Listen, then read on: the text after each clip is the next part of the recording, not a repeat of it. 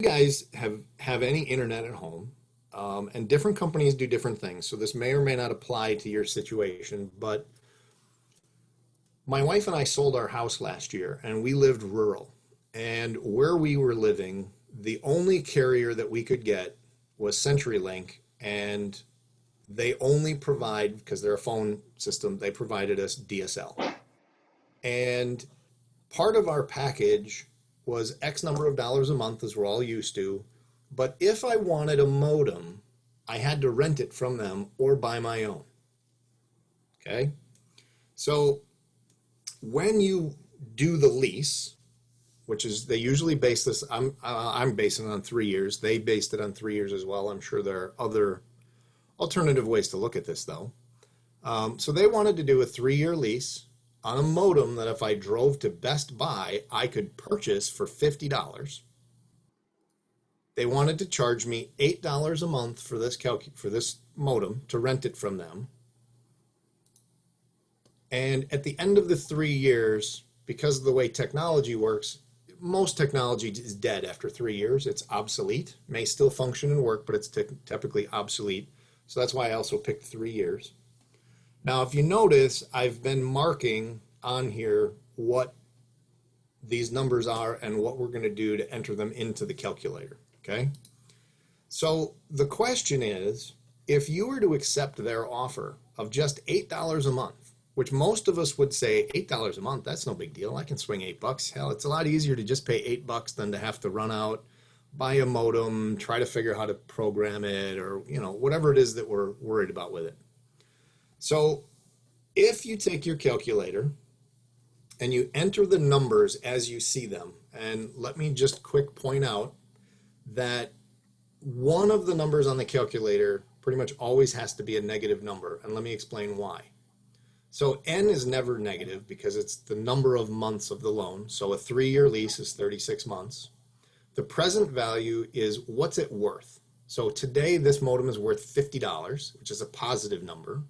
A payment is negative $8 because it's coming out of your pocket and you're giving it to someone else, taking it away. So that's how that one ends up negative. And the future value is $0 because the modem's worthless when we get all done with this thing. So if we do this and we type in 36N and we type in 50 for the PV, skipping the interest rate because that's what we're trying to solve for, we put 8 negative into the payment, 0 for future value, and then all you have to do if you want to get the number is you just click the interest rate button on the calculator and it gives you an answer.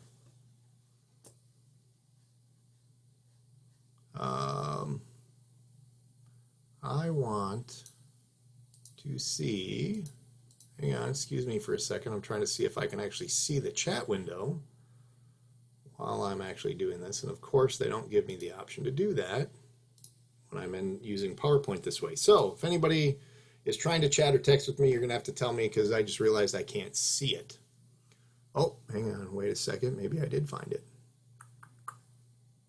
Chat, there is one person who chatted. Oh, of course, I can't see it though. That's awesome. Well, all right, you guys are gonna have to tell me, or Michael, you'll have to tell me somebody is trying to chat for me if you don't mind. Okay, so anybody come up with an answer for what the interest rate is? How do you do negative under PMT? Like, how do I program negative 8? Yep. Okay. So right above the blue button on the calculator is a plus minus. So what you do is you push 8 and then plus minus. That changes it to negative, and then you can push the payment key, and that'll register a negative $8. Okay. And then after you've got the 4 numbers put in, because it always takes 4 numbers to calculate any kind of interest rates, payments, all this stuff. It always takes 5. You need 4 out of 5 to solve. So, Michael, what'd you come up with? What do I press once I have those 4 numbers in? Like input or? No, as soon as you've got the 4 numbers in, just click the I/YR button. And I got 191.06. That is the correct answer.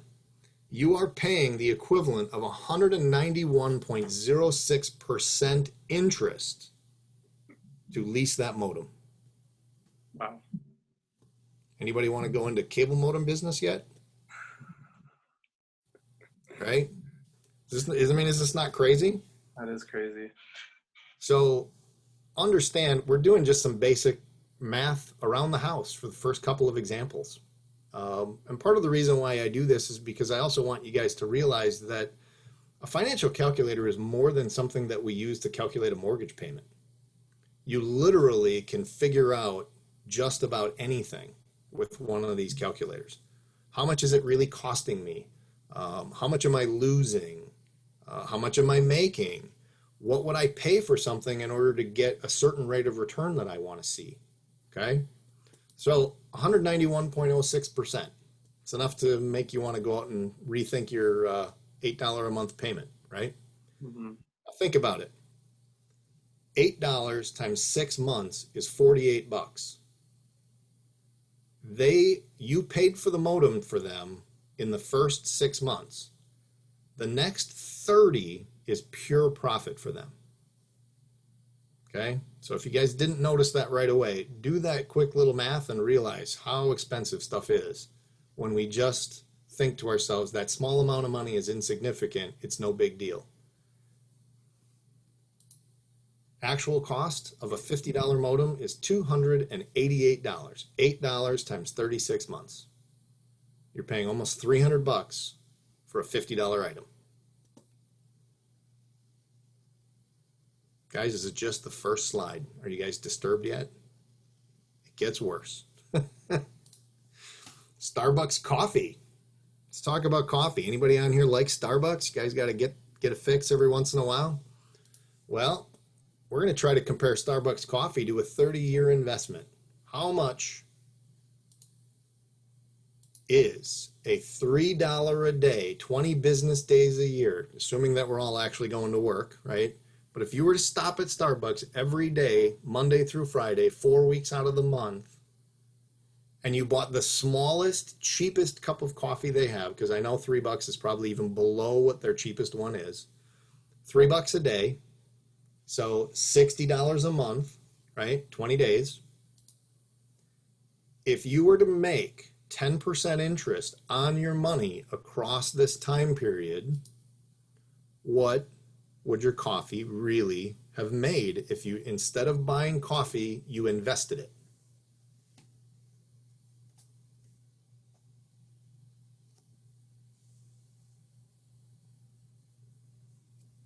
Anybody dare to take a stab at this one?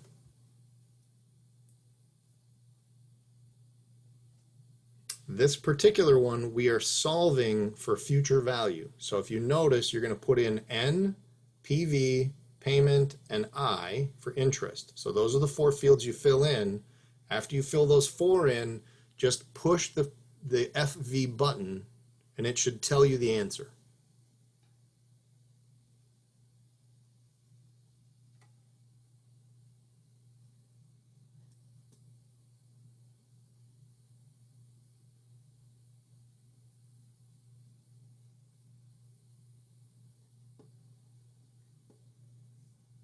I can see some of you are racking your brains quite heavily there. You're working very hard. Anybody got it? I can see some of you smiling going, holy shit, that thing cost me a lot of money. So there you go. See, I've already sworn once. See how many more times I try not to, but we'll see how many more times I drop some little word in there. All right, for those of you that have worked it out, the answer is $135,000. That's what your $3 cup of coffee gets you. Now, imagine, all you have to do if you guys want to figure this out, okay, instead of $3 a day, if you're one that likes to go get, I don't even like coffee, so I don't know, whatever their biggest one is, the venti, super venti, whatever it's called, $6, $7, just redo this right here. So change the 3 to 5. If it's a $5 cup of coffee, 5 times 20 days is $100. Change your payment to a minus 100 and see what that costs you. And then you two will say, holy, right? Let's look at a different one. Another everyday thing that we all run into. Let's assume you went to the doctor's office, had a real small little outpatient something done, $3,800, which, you know, we all know for a medical thing, $3,800 is probably unrealistic because it's way too low. But I randomly picked 3,806 because it just sounded like an odd number. If you called up the hospital and you said, I don't have $3,800, can you put me on a payment plan? They would agree to do a payment, and they usually do them at 0% interest. So if you do a 1-year agreement of 12 months at 0% interest, your payment is just 3,806 divided by 12. That gives you $317.17 a month. Not too complicated. Or you can take a 10% discount off the bill if you can pay today. So instead of paying $3,806 across 12 months, you could write them a check for $3,425.40 today, and you'd be done with it. Okay? So the question becomes, you would save $380 if you pay it off now. The question is, what's the interest rate you're making on your money that you wrote out the check today? In other words, what's the rate of return for the savings that you guys get? And I gave you guys all the answers to plug in. They're a little bit spread out. We've got N, payment, present value, and future value, which should leave the interest rate per year, would be the button you guys want to push after you put the 4 numbers in. Is there anybody on the thing that thinks making 5 and 6% interest on their money is like a really great rate of return? 8% of money, 8% rate of money. I'm just curious, because we're not going to hit any single digit numbers on this presentation at all. And as you can see, these are like real life, realistic. If anything, I'm actually shooting low on the examples I'm giving you guys tonight, because I'm trying to be extremely conservative, which should make you realize that, holy crap, if I actually took a real bill and did this stuff, what would it really be?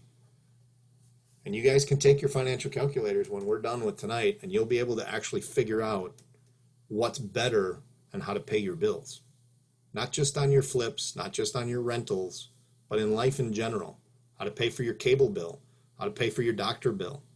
I took a class on how to use my financial calculator. And the guy that taught the class has and this is just a little off topic, it's not in any of the slides, but he has a program that he likes to do with all of his creditors. He calls it his 10 for 12. So that's part of where I came up with this example. So what he does is, let's say he goes to the doctor, and he said hospitals do this stuff all the time. That says, if you have a doctor's bill and you ask them about a payment plan and you say, well, what if I was to pay you 10 months, would you give me credit for 12? That's why he says 10 for 12, right? So that's the discount. So if you just took that $317 and you multiplied it by 10, you ask them, would they accept $3,171 in trade for this bill if you paid it right now? Now that's a bigger discount than what I did. I just took 10%. He takes 2 months worth of payments, which is $634. So it's a considerably bigger chunk of savings doing the 10 for 12. So the interest rate that we're about to show is even bigger when you ask for a 10 for 12. The 11 for 12 would be a little bit lower, so if they only gave you 1 month, but typically the people on the phone are trained to just deal in a 10% discount, but you can ask them for a flat dollar amount. Well, what if I gave you $3,000 today because that's all I have? Can I do that? You'd be surprised how many times people will take that as an answer of yes and take the money. So interest rate on your savings, it's the equivalent of earning 35.0% on your money to just take a 10% discount. Oh, hang on 1 second. There you go. You're good. Sorry, being tech support for my wife. All right, so 35%. Anybody happy with their rate of return? I know it's a little disappointing after seeing 191%. I kind of went backwards. I mean, I cut you guys in six. But just a simple doctor's bill. But part of what I wanted to show you is a 10% discount is not a 10% discount. That 10% discount is the equivalent of a 35% rate of return. Okay? So you guys can do stuff like this on anything. Let's look at a real estate rental loan now. If the rent on the house, we're just doing a single family house, is $1,400, I'm just going to assume for simple math that expenses are 50%. We're going to do a 30-year loan to buy this thing at 5.25% interest. Okay? How much of a loan can you afford on this property?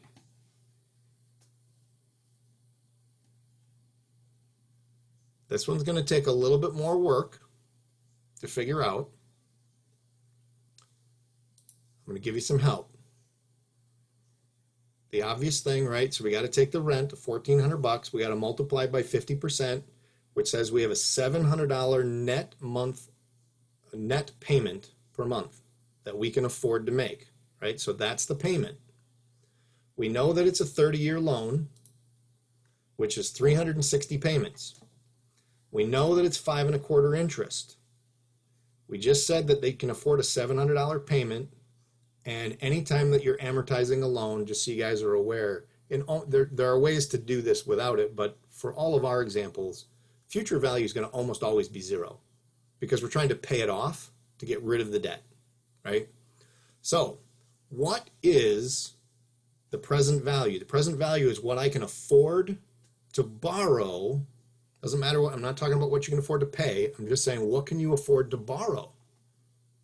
What's the maximum amount of loan? $126,764.81. You bet. $126,764.81. That's the loan you can afford. Now, this is important information to know because when you're negotiating to buy this rental property, if you know what you can afford, you also now can use that to, if somebody starts getting a little obscene with their prices. I want $280,000 for this house. You can say this is almost impossible to finance and fund it. Hi, what am I doing? How do I see people? Oh, that's right here. There you go. Sorry, being more tech support for my wife. Okay, so that makes sense to everybody? If you know that you can't get a loan for more than this, is it helpful to be able to describe that to the seller of the property? Sometimes that helps when you go, yeah, but the bank would never finance more than X.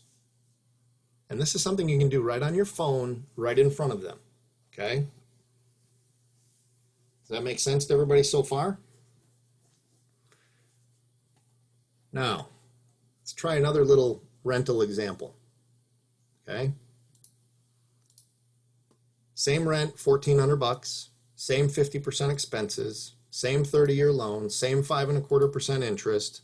How much will you lose if you borrowed $200,000? So instead of solving for present value of what you can afford, let's figure out what that payment would be. Right? So all the answers are still here. 30 years is 360 months, 5.25% interest. We're going to put in $200,000 for the present value. We're going to put in future value of zero because we want to pay the loan off. What's the monthly payment? $1,104.41. Yes, it is. Then you subtract the $700 that you have net for the payment, because remember, we're trying to figure out how much money would I lose if I over leverage a property. And the answer is $404.41 a month is what you would have to feed this beast to keep it going. Now, no one on this Zoom call ever expects to be upside down and having to pull money out of their pocket to keep a property afloat. The reason that I showed this as you guys being able to use your financial calculator to run scenarios like this, you can figure out that, let's assume the present value is, well, what if when I bought it, the property was worth more? What if my rent went down? What if rent used to be $2,000 a month? Right? $600 more over here at 50% would bump this to $1,000, which means I'd still be positive. But if rents ever go down, this is how you can figure out the payments. You can figure out, remember, all we need is 4 out of 5. Whatever one we're missing, we just push the button and it gives us the answer. You guys can figure out if you're going to lose money on a property if a certain thing happens to you. This makes the calculator an extremely powerful what-if tool on the fly. You don't need a spreadsheet. You don't need your laptop with you. You just need your phone. If you're sitting across the table with a seller, they don't even need to see your calculator. I mean, because they don't know it's a mortgage calculator. If you just say, well, listen, let me just do a quick math on my, because they just think you're going to use your regular calculator. You guys have the ability to sit there and do mortgage calculations, interest rate calculations, payment, whatever calculations. How long would this take me to pay it off if I made you a payment of X number of dollars, right? So let's say you're doing seller financing and the seller says, well, I want $1,000 a month. And you're like, well, I can't afford $1,000 a month. The most I can afford is $700. You can start showing things when you have the information sitting in front of you. You can help use the tool to negotiate a cheaper interest rate, a longer term on your loan. You could say, well, I could afford to give you $1,000 a month if I got a 40-year loan. Or if I gave you $1,000 a month because I want to overpay, I think I can get you paid off in 20 years, right? You guys can start tweaking the numbers, okay? Let's take another look at another one. Here's what happens if we pay cash for a property. The rent is $750 a month. Expenses are a third. I'm going to make you guys do some math here. $50,000 purchase price. What will your rate of return be? Now you'll notice on this particular example, I did not tell you which fields these belong in. And that's on purpose because now I'm starting to test you guys. Make sure you guys are catching what this is. Okay? So if rent is $750 and expenses are a third, what's the first thing we need to do? We need to deduct the monthly expenses so that we can find out what our net amount of cash flow is per month that we have to work with. Okay? We know we paid $50,000 in cash. So if we take a third of that off, we get $500 net. $500 a month net times 12 months means that we have $6,000 a year in annualized cash flow. The rate of return, you do not necessarily need all the financial powers of this calculator because it's just 6,000 divided by the amount of money you paid. Just gives you a nice 12% rate of return. Okay? So when you pay cash and you don't have a mortgage payment and you don't have to calculate random things, you can do this math with a basic calculator. But how many of us really want to pay cash for every single one of our properties? Okay? And the reason is this. You look at this and you see a 12% rate of return. Whoops. I didn't mean to click forward. Oops, hang on.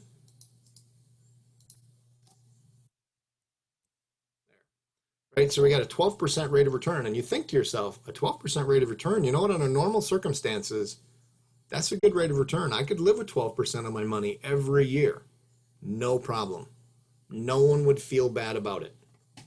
But if you were to take the exact same property with the exact same expenses, the exact same purchase price, and we convert it from cash to a loan, right, because we all want to know how to leverage.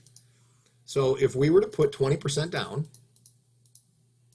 on a 6% interest note, same 750, same third in expenses, same 30 years.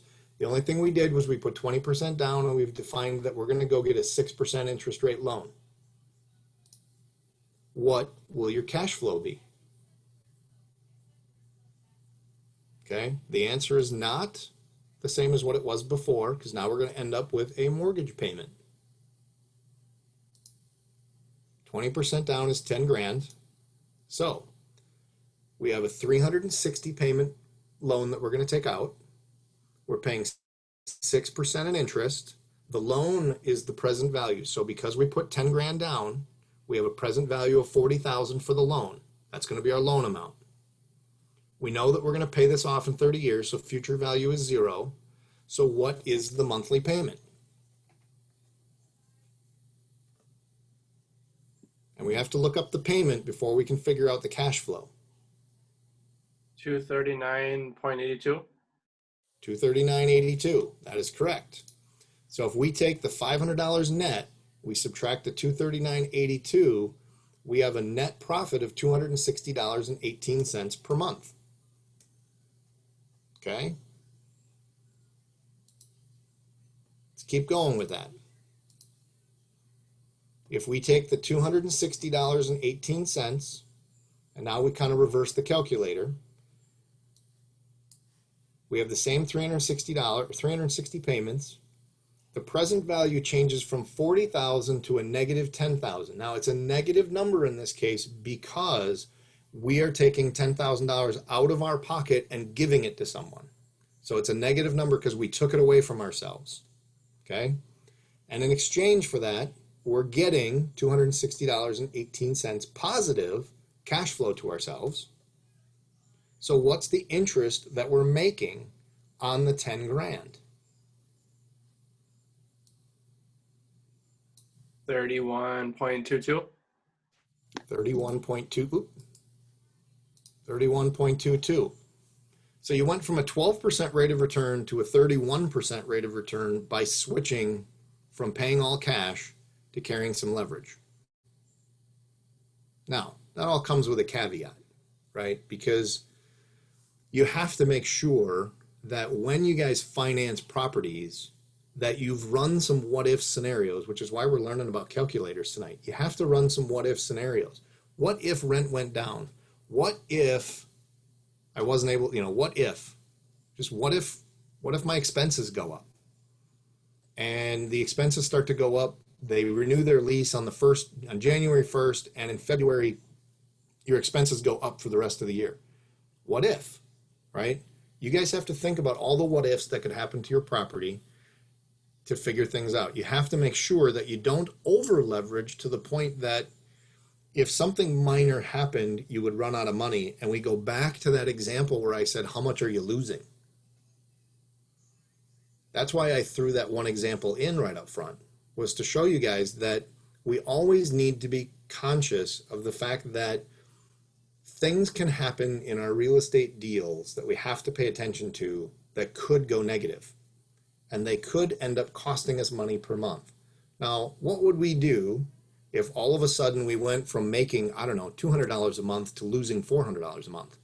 What would you do with the rental? Would you keep writing a check for $400 a month for the next 25 years because you're 5 years into the loan? Would you try to refinance? Would you try to get a better loan? Would you switch to a private loan? I don't know.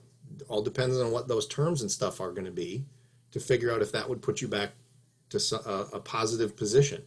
You might even have to sell the property if you couldn't carry the negative money.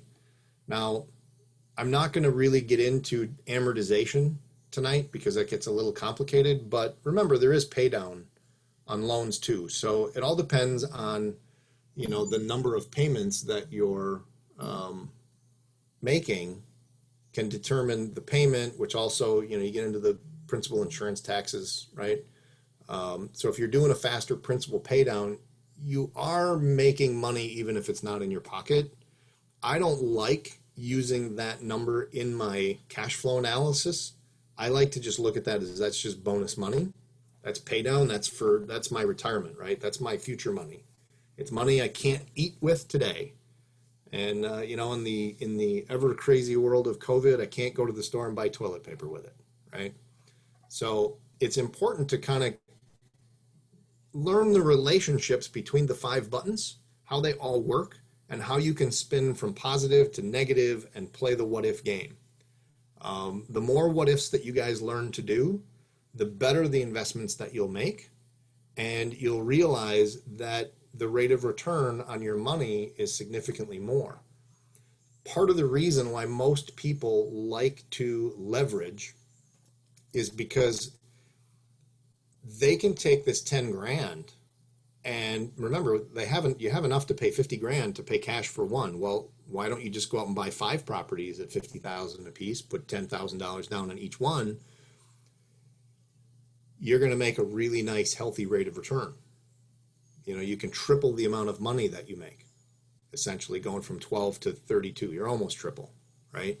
So that's where leverage stuff comes in. And this is how the calculator helps us.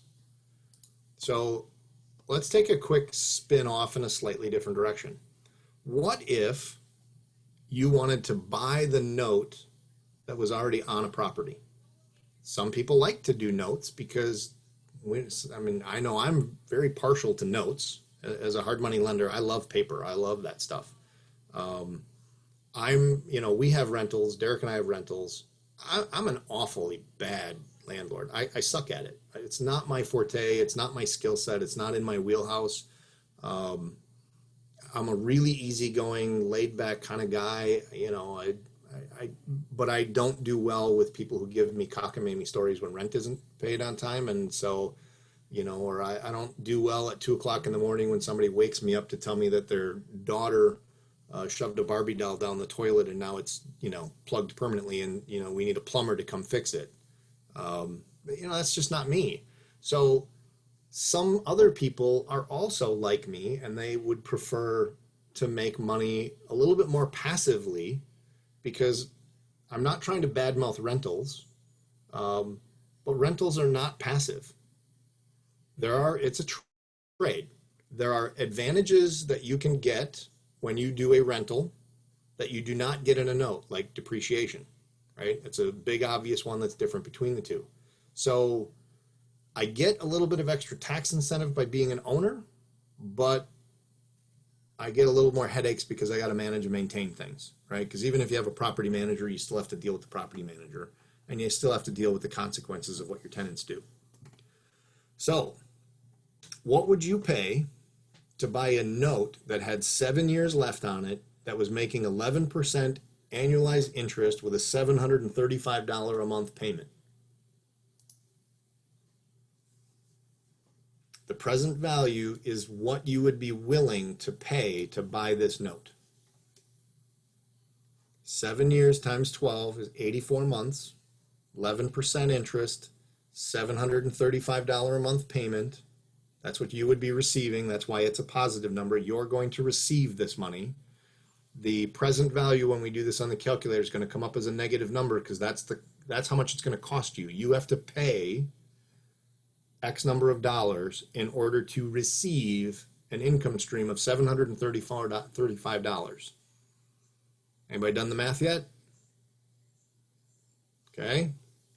So you guys ready? Those that didn't do it? $42,926.13. So if you buy a note that's worth $42,926, 7 years, 11% interest on your money, that's a $735 a month payment to you. Okay? Does that make sense? So what would be the payment on a $20,000 note? So how much would you receive as income, right? Because that's what we talk about with rentals. What's my cash flow? So what would the payment be on the note? What's the cash flow?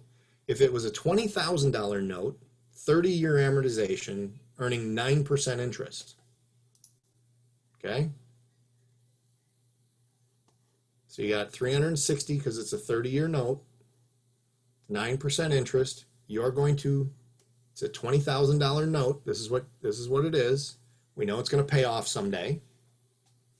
How much cash flow would you get per month? $160.92. $160.92. So you can figure out, when you're investing your money, how much do you get back? Well, if you ran this thing for 30 years at 162.92, are you going to get back a lot more than 20 grand? Of course you are, right? Because you're going to get all that 9%, you're going to get the 20 grand plus the 9% interest across the 30 years. So starting with that same example, if you have 360 payments, 9% interest, $20,000, you know that it's $160.92 payment to you.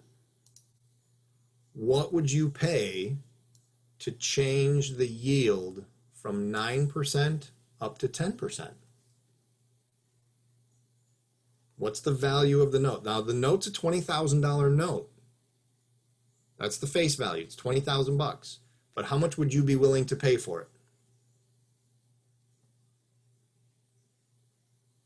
So I don't know if any of you guys have ever heard of buying notes and paper before, but a lot of times notes are sold at a discount. What we're looking at right here is why they're sold at a discount.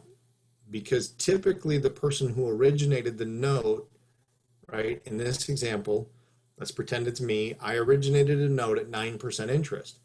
You as a note buyer come along and go, you know what, 9% isn't good enough for me. I don't buy notes unless I can make at least 10.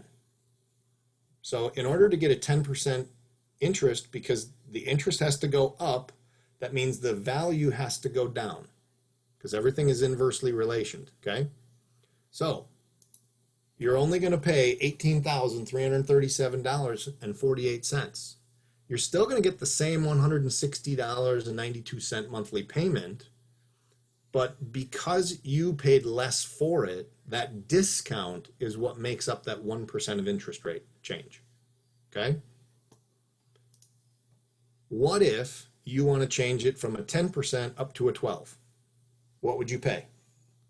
And remember, these are inversely relations, so the higher I make the interest rate, the lower the present value is going to go, because this is your purchase price. Everybody got it yet? 15,664. What if we go at an 18%? So if I want to make 18% on my money, all you should have to do is type 18 into the I, click present value again, and it'll automatically recalculate. Anybody thinking it's a pretty significant discount? You're down to $10,600. So you're essentially paying 50 cents on the dollar. So if you could buy this note for 50 cents on the dollar, you would get an 18% rate of return on your money. Okay? Most people, just so you guys are aware of this, and I'm not trying to tell you this so that you guys run out and start taking advantage of people who have notes that, you know, are either in distress or that they're in distress and they need money. But understand that most people who own notes don't actually understand what I just taught you. They don't understand that when you pick an interest rate that you want to make, given the other numbers, you can figure out what the note is worth to you. And this is actually showing you what kind of offers you would be making to make this purchase. So if I want that note, this is my maximum allowable offer, right? We all hear that on flips and rent, you know, when we're buying houses, what's your MAO? That's what present value is showing you. This is your maximum allowable offer. At 10%, it's 18. At 12, it's 15. At 18, it's 10. The number changes based on the change in your interest rate, because notice, nothing else changed, right? Number of payments, monthly payment, future value. We only changed the interest rate, which changed the what we're willing to pay. You guys still following along with that stuff?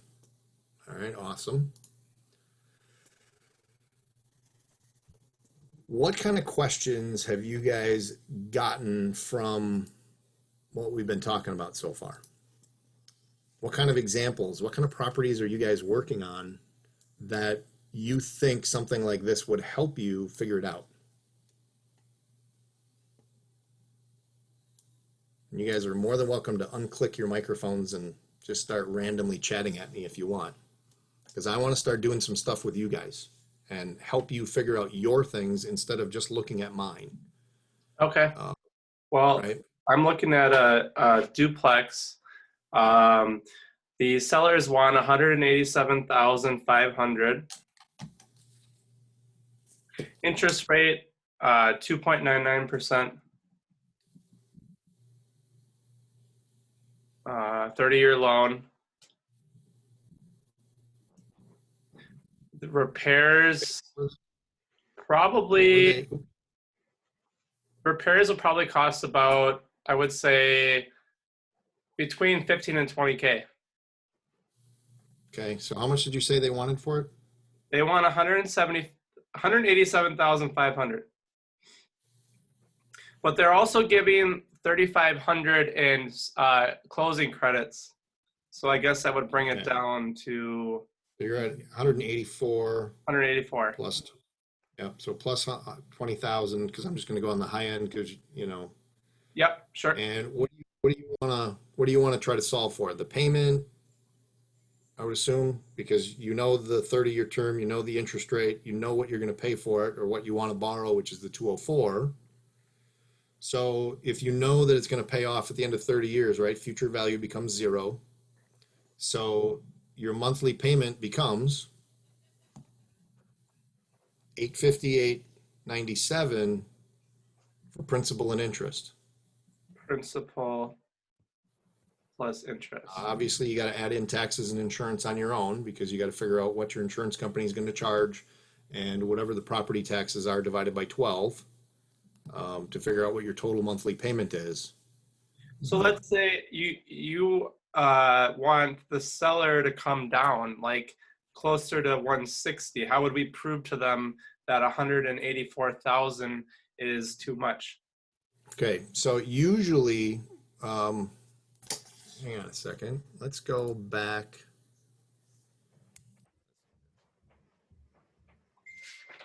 to that slide once.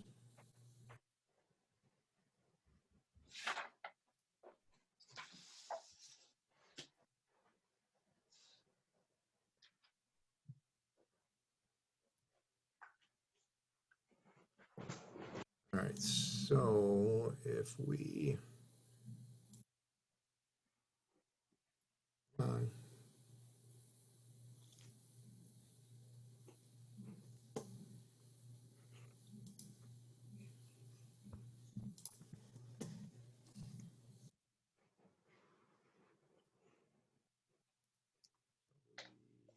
share my screen again.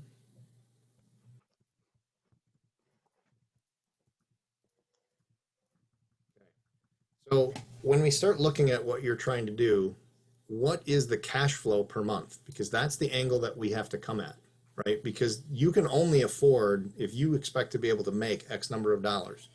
Now, in this example, I assumed you were going to make zero and go at break even, right? Because we were just trying to figure out what's the maximum loan that you can afford. So if the rent is, what is the rent per month for both sides? We'll say it's about 1,700. Okay. So if you've got 1,700 in gross rents, what do you think your expenses are going to be? 50%? I would say that's kind of expenses. It all depends on what you're paying for. Right, so, right. You know, versus what they pay for. Well, that's Could be 40%. But you're saying that's something you got to figure. Or so yeah, it's estimate 40%. Yep. Okay, so take 1,700 times 0.6 so that you know what's left. Right?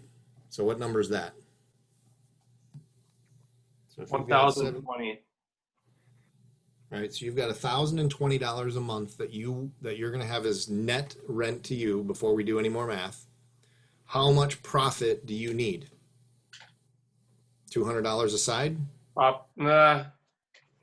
would say it's just $300 total per, for both sides, 150 each. Okay, so you want to make 300, so we take the 1,020 minus $300, right? And that gives you $720. So that is very similar to this one here because you can afford a $720 payment. That's the most that this duplex will afford as debt. So depending on obviously what you can go to the bank and get your loans for, because each of us is a little bit different, right? Depends on what bank, depends on what our credit score is and stuff. But you know, if you can go get a loan, I don't know, say 4.5, which is probably fairly realistic, possibly even a little bit less. I've been hearing of some investors getting them down as low as 2.75 at some of the banks, small banks, not the bigger ones. But even, you know, whatever that interest rate you think it is, just put that in as your interest. 30-year, whatever the interest of 2.9, well, actually you gave it 2.99. So at 2.99, what's the biggest loan you can take? Uh, so the present value would be the That's your purchase price, purchase price. or the biggest loan that you can get. Anything you pay above and beyond the loan is your down payment. And okay, so the payment for us would be 7. Okay. Got it. So if we do 360 and 2.99 interest, you can afford a $720 a month payment. 0 for future value. So right now you can afford to borrow 170,995.02. 170,009 what? 995.02. And remember, yeah, and so That's if you're making $300 for both sides, assuming there's a 40% expense. correct. So if you're going to make $300 a unit, or $300 between the pair, 150 a unit, so $300 on the duplex, the most you can borrow is 170,995. That doesn't mean you can't pay more. It just means anything above this number, it's on you, right? So when you start showing these numbers to potential sellers, sellers don't always think about how financeable the product that they're trying to sell is. All they care about is, I want $200,000 for my house. Well, it may not be worth 200,000, you know, because the problem, and this is always the struggle, right? Anything 1 to 4, it's considered residential, and all residential is based on comps. And so doing a cash flow analysis doesn't have anything to do with the value of the property. And that's why most single duplexes, tris, and quads, people way overpay for them, and they don't cash flow because they don't do a cash flow analysis. And what we just did is a cash flow analysis. You're looking at it, figuring out, what can I afford? I need to make a profit. And as you talk to the seller about the fact that I can only afford to pay this because I need to make a profit, I can't afford your property any more than this because it doesn't cash flow. Right? Because and you can walk them through the numbers. I mean, when Derek and I sit down with people, we're 100% transparent with them. We sit down and walk them right through the whole thing. If rent is this, and this is, and it's at market rent, I'm assuming that. If market rent is $1,700 and market expenses is X, and they want a 3% interest rate, then the most you can afford to pay is that. Now, what if you were to change the interest rate to 0? What could you afford to pay? Which is more important to the seller, making 3% interest, or getting the cash, or getting the purchase price they want? If the interest rate was 0, your affordability would be 259,000. That'd be insane. That's huge. Okay, well, if they're asking 220, let's just say, and you now can afford 250, is it a better deal all of a sudden? Because you got rid of the interest.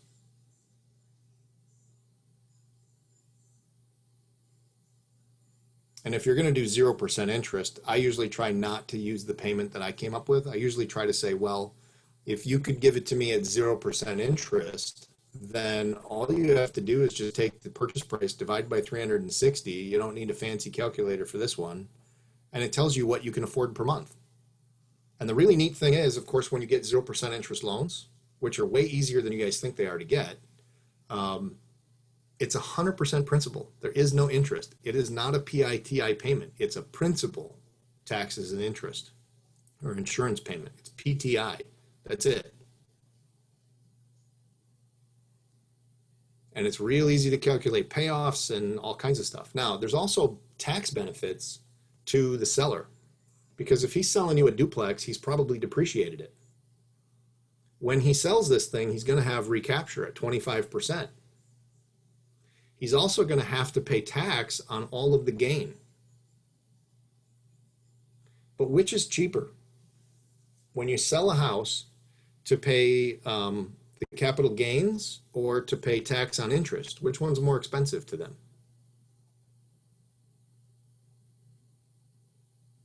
Taxes on interest is more expensive. It's double the rate over long-term capital gains.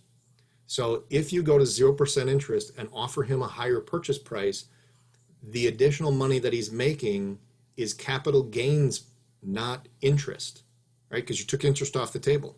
So when he has to pay taxes, he will pay less in taxes than he will if he charges you 3% interest.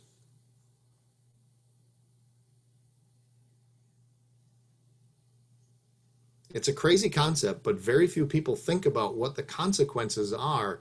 That's also part of why the learning how a financial calculator and understanding all the what ifs that you can do with this stuff. What does it really do to the deal?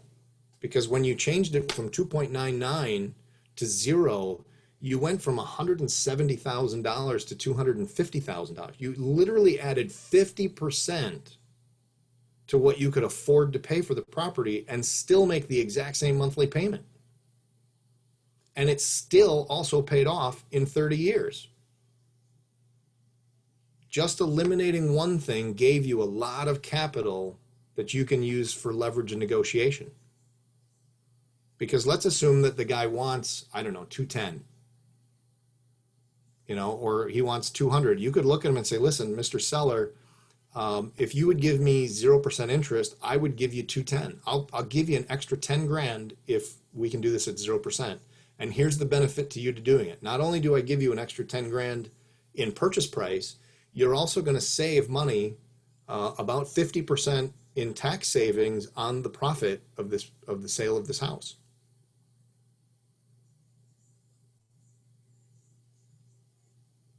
It's a very, very powerful way to try to negotiate 0% interest. Derek and I shoot for 0% interest on like every single seller finance deal we do. And we spend the time to show them how the tax savings are there and how the seller actually makes more money, which means they put more money in their pocket than selling in the traditional model, which is what you originally presented, right? An interest rate, X payments, blah, blah, blah. Go to 0% interest, you flip the tables, and now you're talking taxes to them. And now you're an expert. And when you can show people how to save money on their taxes and why they're going to end up with more money in their pocket selling to you than someone else, who do you think they're going to sell to? Because the reality is that if you and I went head to head on the sale of a house and I offered 210 and you offered 200, you should still be able to beat me because of all the tax savings, because my net, the seller's net, is bigger at 200 than it is at 210. The reason that I called the presentation Money Matters is because it's not math, it's money. When you learn how money works, when you learn how the interest rates affect things, and you learn how your monthly payments impact things, you get to start playing with the prices that you guys pay. As you just saw, Michael, the fact that you can pay $259,000 says you can pay more than retail price and cash flow if you could have a 0% interest. You can literally overpay for the house and it affects you zero. Absolutely zero is your effect. How many more houses can you guys buy now knowing that with a calculator you can refigure out what your spread is and how much you guys can afford to overpay for houses and beat out your competition? Because nobody else in their right mind thinks to themselves, man, I can't wait to overpay for a house. Except now you guys can all go, I actually can afford to overpay for a house. And it actually doesn't hurt me in any way. Because understand the terms, right? Because that's what the calculator is all about. It's all about the terms. You can give the seller more than they asked for on price if they give you the terms that work for you.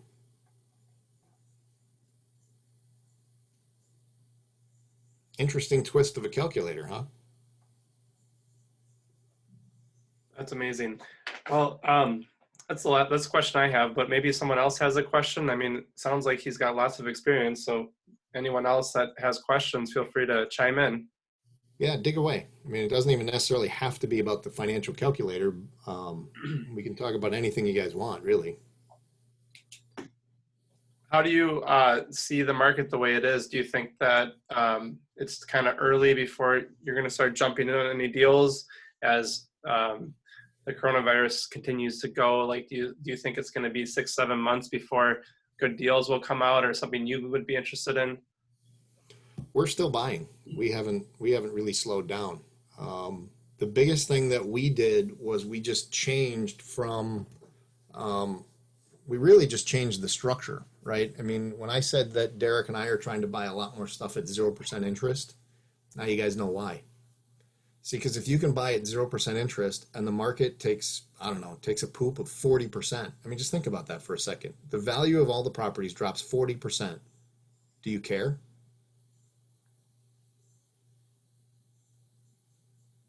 When people go shopping for cars, what's the number one thing that people are concerned with?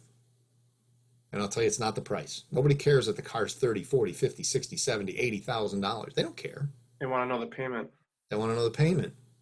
So now you guys know that by using a financial calculator and understanding how payment and price are related and interest is related, you guys can now go out and shop completely different than you did this morning. You can go out and purchase houses based on payments. Now, normally, normal people run out and think, okay, well, I'm going to live my life based on payments. You're using the payment now as a tool of leverage for yourself, not for the seller. You're using it as a leverage point for yourself so that you can outbid and outpay all of your competition and have it have literally zero effect, because now you know that if we're focused on figuring out how to get the payment that you need, the price is irrelevant because you can afford to overpay for a house. So if you can afford to overpay for a house, that's the same thing as the market just dropped 20% on you because you just overpaid for the house by 20%.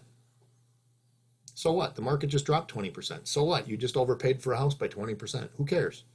The payment is fixed for 30 years at 0% interest. It's good for you and it's good for the seller. But nobody ever thinks about it that way.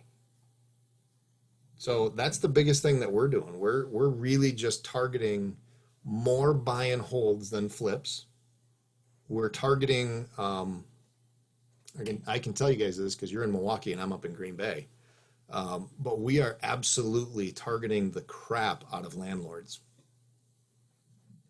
Most of our competition has turned off all of their direct mail. And I'm not kidding. Almost all of our competition has turned off their direct mail. Do you know what we're doing? We're direct mailing. Do you know why? Because everybody isn't there. So do you know how effective our direct mail has become? Tenfold better. Why? Because nobody else's junk mail is laying on top of ours on their counter. Half the time, 3/4 of the time, we're the only postcard they're getting. What did we do to the advertising that we're sending out, though? Because that's really where it's a two-pronged approach. You have to change the message. It's not just, I buy houses. When you're targeting landlords specifically looking to build your rental portfolio, what is it that you want to do? You want to tell them why you're different.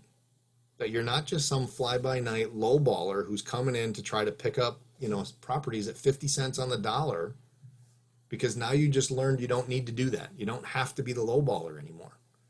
The only thing that you have to accommodate for that, is in Michael's example, but, we really haven't spent much time talking on it, is the rehab or the renovations. I mean, if you pick up a property, does it need any work? If you're targeting landlords who are distressed, right? Evictions, I tell you what, we're out there trying to target the crap out of landlords because landlords can't evict. You can't run the courthouse records and figure out who the hell's got to evict. So guess what? There's a lot of landlords especially in May and June, are gonna start feeling some pain. April wasn't bad. They're scared to death, but April wasn't bad. Generally speaking, nationwide, less than 5% of tenants didn't pay. Less than 5. That's not a big thing. Most of us have vacancy rates of more than 5% built in. So a 5% no pay was already built into our numbers. We don't enjoy not getting the 5%, but it didn't really hurt us as landlords overall as an industry. I'm sure it hurt a few people because there's always exceptions, but generally speaking, as an overall market thing, 5% was nothing. Wait till you see the vacancy rates and the default and the no rent pays and the mortgages that aren't getting paid by the end of May. Wait until you watch what's going on, because in May it's going to be bigger than it was in April. It's going to be significantly bigger. When you get to June, it's going to be even more significantly bigger. Why? Because everything is delay reaction stuff. It takes time for people's paychecks to stop showing up. Because I worked 2 weeks ago, it takes 2 weeks to get, right? You're always getting paid a week and a half to 2 weeks behind for people who are, hourly employees. So you've got that coming. That takes time. And that's why April wasn't that bad. Most of those people didn't get laid off until the end of March, which they were still getting paychecks in April. So they could still make their April rent payment. But now it's going to catch up a month later because you've exceeded that 2-week threshold of payroll. Plus, unfortunately, the state and the Fed are way behind on getting all the unemployment checks out. So you've got some people who have gotten them and a bunch of people didn't. And the people who didn't are the ones that, they're going to get hammered on, and that's going to increase. And then by the time you get to June, that's when, the proverbial shit's really going to start hitting the fan. And by the end of summer, when we get into July and August, the snowball is going to have started to make some good momentum. But you're going to see the majority of the bad stuff happening, I think, with landlords first before we see homeowners, because the banks are so willing and agreeable to defer payments. And the banks that are willing to defer payments for 3 months, think about it. That's April, May, and June. The first payment for people isn't until July. So you're not going to notice the homeowner stuff even start until July or August. And it usually takes the banks about 90 days before they even declare it a delinquency on their books internally, which puts you August, September, October. So we're looking at the fall before we see any types of foreclosure actions coming. It's literally a 6-month delay because real estate's a slow-moving object. So it's literally going to be 6 months behind before we really notice anything. But if you guys start marketing to landlords and you start marketing for specifically seller finance things, like how'd you like to still make money on your property but get rid of the headaches of the tenants, toilets, and trash? You can make your own little spin on my single comment, but that's kind of what it is. Tired of not being able to evict? If you've got a little bit of capital, you can go pick up properties where they can't evict, and you take over a property. You might have a month or two where you may not get some rent, but if you're getting at a significant discount, again, you've got enough equity and discount and all that stuff built into the purchase of this thing, because you're going to see these guys start discounting properties significantly. And if you can start structuring them at 0% and save their bacon, you're going to get some really good deals just purely based on fear. Even though these guys haven't really been hit yet, the fear is there. I mean, if you doubt fear, just turn on Facebook, right? And just look at everybody fighting over, is the virus real? Is the virus not real? Should I wear a mask? Should I not wear a mask? I mean, the hostility on Facebook is insane. It's just over the top. Nobody knows how to be nice to anybody anymore. Yeah. And it's all fear driven. So I'm not telling you to go out and just start taking advantage of people, but if you go out there and make them an offer that relieves their pain and you help them get out of a property they're no longer comfortable with, are you really doing anything bad? No, because you went in with the right intentions. You're there to help people. Just make sure it's a good deal. I mean, it's got to be a win-win for you and them. Learn installment sales, learn how to pitch 0% interest, show them why they're going to save tax money, show them why their bill, that they're going to keep more money of the payments you send them each month in their pocket, and they're not going to pay as much on taxes in the back of at the end of the year. It makes a big difference. It really makes a big difference. And if you guys start picking up all your rental properties seller finance, I mean, excuse me, but I don't know if that's not the cat's ass on how to buy stuff. I don't know how else to teach you guys how to buy stuff for free, right? Because if it's all seller financed, you're picking up properties for free. You don't have to go to the bank. Your credit is, I don't care if it's a negative 400. It doesn't make a difference. Sellers don't go, well, I really like you, but I really need to see your credit score before I can decide to do seller financing with you. That doesn't happen. I mean, that's like a non-existent thing. So if you think they care, they don't. They care about the same thing you do. What's the payment and how much am I getting? And they care more about what am I getting than they actually do the payment. Because understand that if they do seller financing and you make them a $700 a month payment, I mean, think about this for a second. If you're giving them a $700 a month payment and they're used to making $300 a month on their duplex, which one's the bigger number? You give the guy an out and you say, which would you rather have, Mr. Seller? Would you like to continue keeping the property and making $300 a month and having headaches, or would you like to get rid of all the headaches and double your income? I don't know. It's not a hard sale. You'd be surprised how easy landlords are to do seller financing. Another way to think about it. Why are landlords landlords? Because they're looking for cash flow. Pitch the seller financing as cash flow to them, right? The whole $300 versus $700, that's cash flow. Can you restructure a seller finance deal with a longer term, 40-year payout at a lower payment that's still higher than what their normal net monthly cash flow is? Michael, run the numbers. Change it from 360 to 480. Add 10 years to it. Turn it into a 40-year loan. Even if you left it at 3%, I bet you your payment goes way down.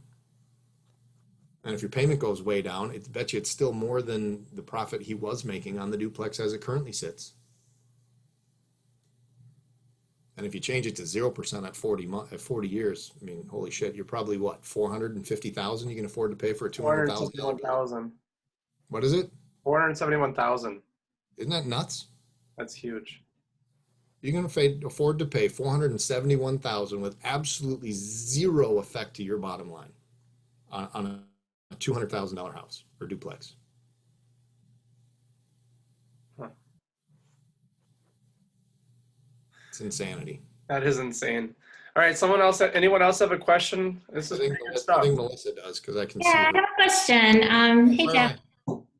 Just wondering with the terms, so what is the typical for seller financing? What kind of terms are you getting as far as the length of time they are agreeing? Are they having you do you find that people want like a shorter amount of payments and then have a balloon on the end? Or you? Yes. Most people don't want to do a 30-year. The best landlords to target are actually, the 50 and up crowd, the guys that have been doing it for 20 years, 30 years already, because they're getting burnt out. They're starting to think about retirement. They're starting to think about different things. They typically want 5 or 10-year notes with a balloon. They're willing to do a 30-year amortization. They're willing to do a 40-year amortization. But here's a little trick, and we actually I don't know why, but Derek is actually the one that figured this out. He was out on a call, and he was negotiating with a seller, and the seller wanted a 5-year term. And so Derek went through and said, okay, came up with all the terms, 5 years, interest rate, the whole 9 yards, and the deal worked great for us. And just out of the blue, Derek just happened to ask the question, Mr. Seller, if I'm unable to refinance the property and pay you off in 5 years, do you want the property back? What do you think his answer is? Absolutely. Absolutely not. I don't want it back. That's why I'm selling it. I'm getting rid of it because I don't want the headache. So what do you think Derek did? He said, well, great. Since it's 5 years from now and it's absolutely impossible for me to know where the financing industry is going to be in, or even if it's possible for me to get financing, how about we just include upfront an extension? Now, if you got a property on seller financing and you're able to structure with no money down at 0% interest, even if you own the property for 5 years and you had to give it back to them, was it a bad deal for you? No, because you made cash flow every single month for 5 years on money that you didn't have. It was free money for 5 years. So it's never a bad deal, even if you have to give it back. It's not what you want, but even if that worst case scenario happens, it still doesn't hurt you. But Derek negotiated an extension, and he said to the guy, well, if I was to be in a position where I couldn't refinance for some reason, what would make you comfortable to extend the loan for, say, another 5 years? And the guy said, well, if you could just give me $5,000, I think I'd be, and maybe, and I think we had negotiated like a 2% interest rate. And the guy said, if we could bump it from 2 to 2.5% and a $5,000 one-time payment, I would do another 5 years on the loan. And so we went from a 5-year loan to a 10-year loan for $5,000, which I don't have to give as a down payment today. I get to use the profits of the property to accumulate the $5,000 that I'm going to give the guy. So how much does it cost me in 5 years from now to keep the property? Nothing. Because another thing that you guys should also understand is that something that is a cost is something that comes out of your pocket. That $5,000 that we have to give him is not a cost. People like to call it the cost of doing business. It's actually not a cost at all. The reason is because the property is paying for it. What's really happening is then at the end of 5 years, we will have made $5,000 less. That's the net effect. It didn't cost us $5,000. We don't go negative $5,000. We're going to make $5,000 less in 5 years. And that's an okay trade for us. That's a trade we'll make every single day because it's really easy in 60 months at $100 a month to come up with $5,000. So are you using like a standard land contract type of setup, or how are you putting this in writing when you do seller financing? Generally speaking, Derek is a licensed broker, so we always have to use the WB11.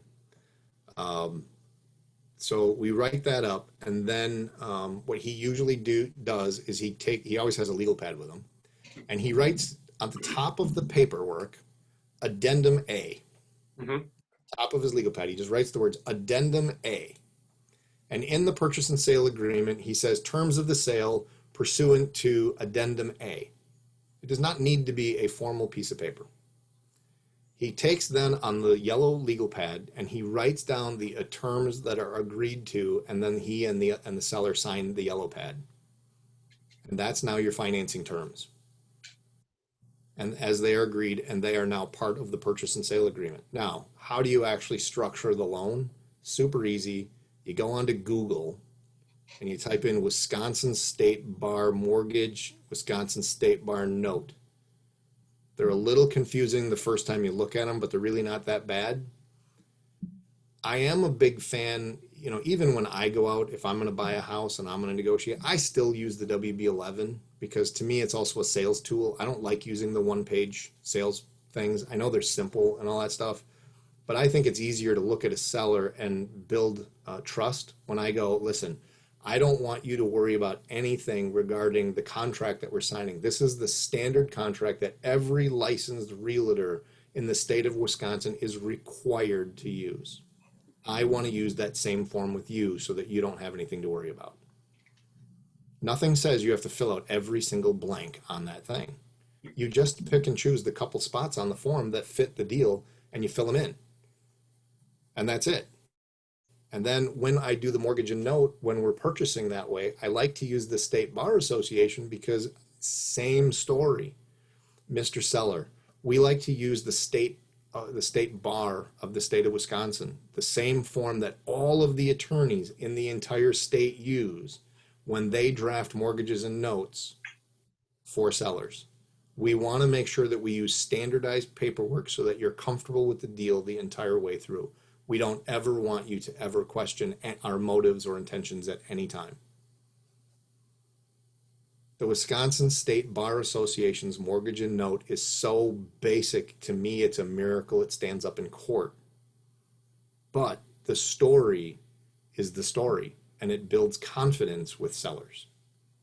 And so we use it. And so when we buy and we do seller financing, that's the forms we use. We use the State Bar Association forms. Now, I will tell you that when I've downloaded them, I took the forms from the State Bar because they come in PDFs and they're hard to edit. And I rekeyed them into Word so that I could make them editable, and all the underscores and all that stuff. It gets easy to tweak and modify when it's in a Word doc as opposed to a PDF. So it acts and feel like literally to the size of the font on everything. It's the State Bar Association. It's just I converted it to Word. But that's what we do. We keep it simple, we keep it basic, and we do not deviate from that because that's how you build confidence in sellers. And then it also helps keep them from going, I need to have my attorney review this. And then even if they do, what's the attorney reviewing? The attorney is reviewing the State of Wisconsin Realtor form. He's reviewing the State Bar mortgage. He's reviewing the State Bar note. And when he sees them filled out exactly the way that you guys signed the purchase and sale agreement, what is there for his attorney to complain about? The only thing attorneys ever come back and say is, well, I don't think you should do 0% interest. Right? Attorneys will say that because they're like, well, you can't do a 0% interest loan. Well, yes, we can. We just did. Mr. Attorney, I'm sorry, but you're an idiot. And you don't really know how the deal was structured.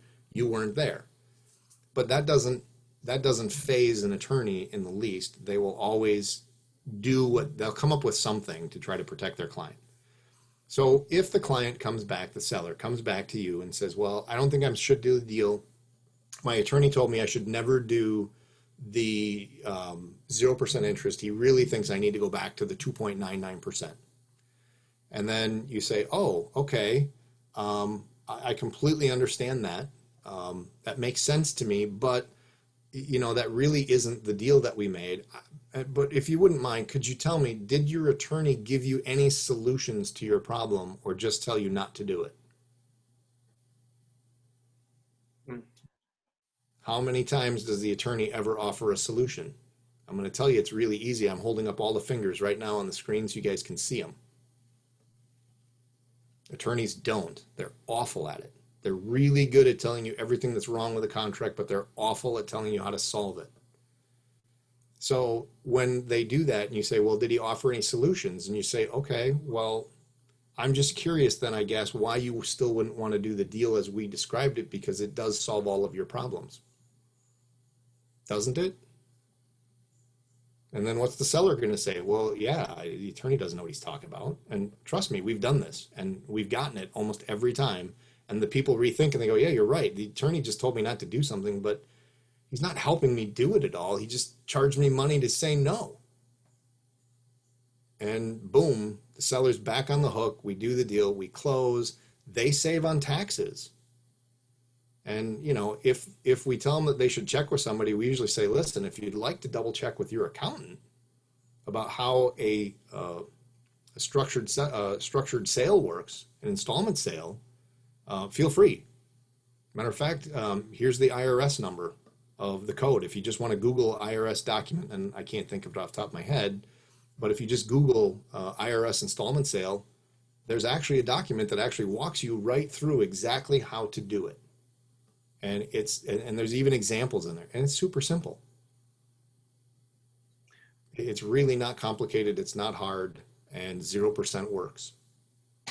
And 0% saves the seller about 50% of the taxes they would have paid on the as the 50% of the interest paid versus the capital gains. They save money when you do it that way. But then just, too, most of the time when we make seller financing offers, we usually try to set the stage for the terms before we let the seller make an offer to us or a request of us of what the terms should be. Because we try to think of every real estate transaction like a teeter-totter. Okay, right? So, and on the teeter-totter, one side is price and the other side is terms. And so if the seller gets price, you get terms.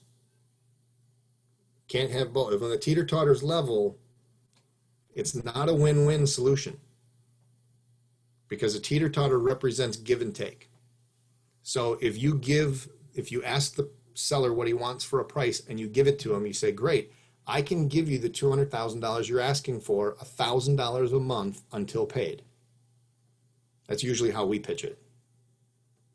And I don't know if you noticed, but there's very few words in that statement, and none of those words include interest.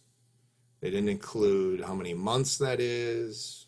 We didn't calculate anything. We just said, I'll give you $200,000, $1,000 a month until paid, because that happens to be the number that works. It could be $500 a month. Well, at $500 a month, that's 400 months.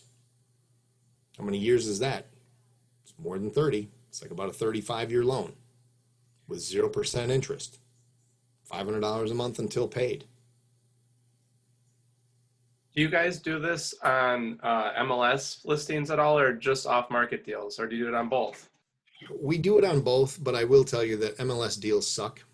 And I wish I didn't have to use that word suck. The reason that they suck is because there's a realtor involved. If you want to watch a deal blow up fast on a seller finance transaction, bring a realtor to the table. There's so few realtors in the state of Wisconsin that actually understand seller financing, especially when we're talking about the way I'm talking about doing it. They're just like, it's not that they're not good people or that they're bad realtors. It's just that when you bring someone to the table that doesn't understand something, that's that whole a confused mind always says no. So the problem is that when a seller brings the realtor to the table, you now have two confused minds and one will feed the other. I guarantee you it's dead. It's so difficult to do seller finance deals. Now, with that being said, have Derek and I been known to, I hate to use the word circumvent the agent, but have we been known to try to meet with the seller without the agent there? Of course. Are we trying to truly circumvent the agent? Absolutely not. Will the agent get paid their commission? Absolutely, 100%. We will not try to cut them out of the deal. We never try to screw an agent in any way. We want them to get paid. We want them to see us complete a transaction and get them paid. Because if we come to the table and we solve a problem and we get the agent paid faster, sooner, better than what they would have been able to do on their own, because it's usually difficult properties that you're involved as investors. But if you can fix a problem, what do you start developing with this agent? They don't need to know what you do. What they will learn is that you will have a reputation as a problem solver. You fix difficult problems. You buy difficult houses. You buy houses that have been sitting on the MLS for 6 months. You're the guy that comes in or the person that comes in and you buy all their expired listings. Should you go after for sale by owners? Absolutely. Especially if you can find a for sale by owner in a really great neighborhood that's not a rental neighborhood. If you can pick up a for sale by owner in a non-rental neighborhood, that is the cat's ass right there. Because that's a high demand rental. Because it's in a good neighborhood with good school districts typically. You're not in a rental neighborhood, you're in a family neighborhood. It's a big difference. You'll usually command top dollar for your monthly rent payments that you get. You know, there's a lot more you can do with a for sale by owner than an MLS lead. But you can get MLS leads done. It's just they're a lot harder to do. Unless you can get around the agent. You got to get past them. All right. Anyone else have questions before we shut it down? Well, it's 7:46, so I think we can cut it off here. Thanks a lot, Jeff, for all of your information. I'm sure for a lot of us, that was a lot of information that's can be very helpful, and hopefully people use it down the road, and it helps them, and we get through this crazy time, and hopefully benefit from it in some way or another by being creative and doing things like Jeff's doing. That's, you know, finding ways to make deals happen. So that's all I've got. And again, thanks, Jeff, and we'll You're welcome. we'll cut it here. So. Thank you, guys. If anybody's got questions, feel free to shoot me an email or whatever. It's not a big deal. You know, money is what I do. I like to structure deals. As you can tell, we do some pretty crazy stuff. You know, that's kind of what I was referring to on the front end slide where I said we do crazy stuff. Everything we just talked about is crazy stuff to normal people unless you sit down and actually have it explained to you. And now you go, oh my God, that makes so much sense. But had I just told you a while ago, before we really had the explanation, if I said, Michael, you can afford to pay $250,000, $200,000 house and make it work, you'd have went, that's crazy. There's no way I can pay $50,000 above asking price and make that cash flow. But yes, you can. Set the terms right. If you can control the terms and get that interest rate where you need it to be so that your monthly payment stays where you need it to be, you know, you'll do really well. All right. Well, take care, everyone. Thank you, Jeff. Awesome. You bet. Talk to you guys later.